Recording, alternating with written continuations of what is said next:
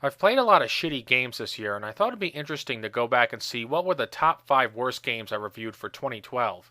And believe me, coming up with this list was not easy, because I played so many shitty games this year that at this point I can't even see the forest for the trees.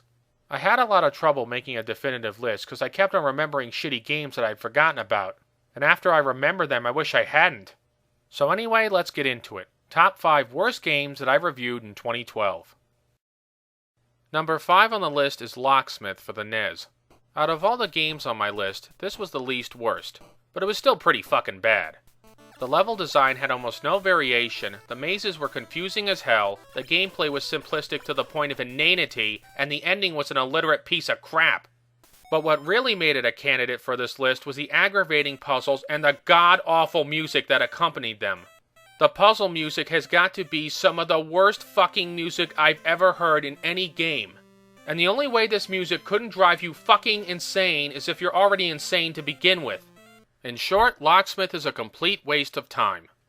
Number 4 on the list is Superman for the Game Boy. I thought that Titus couldn't possibly ruin the Man of Steel any further after Superman 64, but then I came upon this fucking game. Never mind the fact that the main character hardly even looks like Superman. They have one of the world's greatest superheroes running around Metropolis collecting keys. Add to the mix awkward flying controls, boring gameplay, bad music, and weak-ass bosses, and you have a recipe for a gaming disaster. Really, Superman deserved a hell of a lot better than this piece of crap. Number 3 is the Running Man for the Amiga. It's bad enough that this game has awkward controls, a lack of regular enemies in most of the levels, commercial breaks during gameplay, and boss battles that seem to take forever to get through. But then you add in one of the worst, most broken jumps I've ever seen in any video game, and it's a no-brainer that this one ended up on the list. Oh, and let's not forget enemy AI that would make Forrest Gump look like a genius. What I hate most, though, about the Running Man is that it takes source material that has real gaming potential and just pisses it away. Imagine playing a Running Man game that's something along the lines of Smash TV for the arcade. Now that would be awesome. But no! Instead they had to make a tedious-ass side-scroller. Grand slam indeed. See, even the fucking company name pisses me off. Number 2 is Highlander for the Amstrad CPC. I can't remember the last time I played a fighting game with such broken controls. In fact, the sword fighting in this game is so fucking bad that it makes the game almost unplayable. And as if that isn't bad enough, the game only gives you 3 characters to fight. Ramirez, Facil, and the Kurgan. At this rate, why did Ocean even bother to make the fucking game?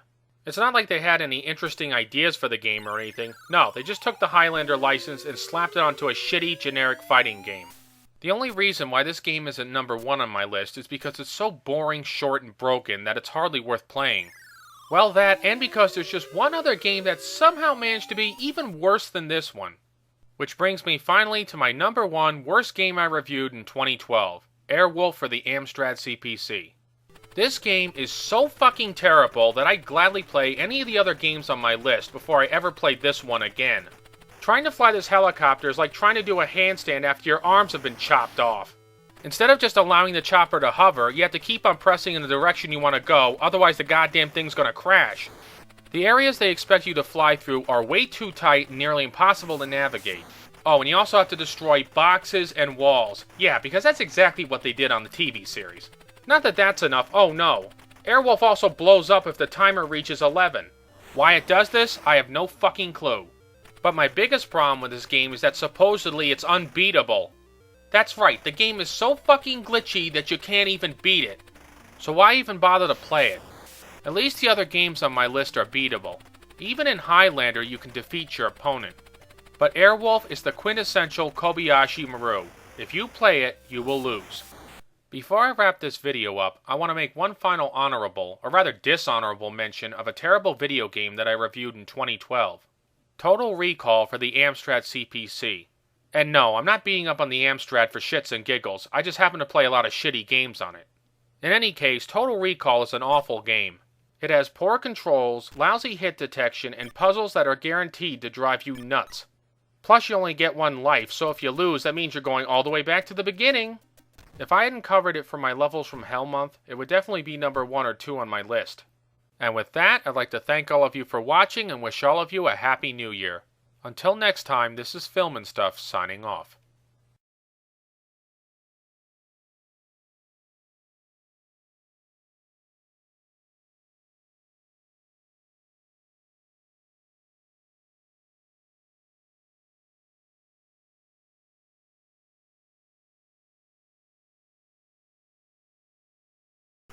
Trying to fly this helicopter is like trying to do a handstand after your arms have been chopped off.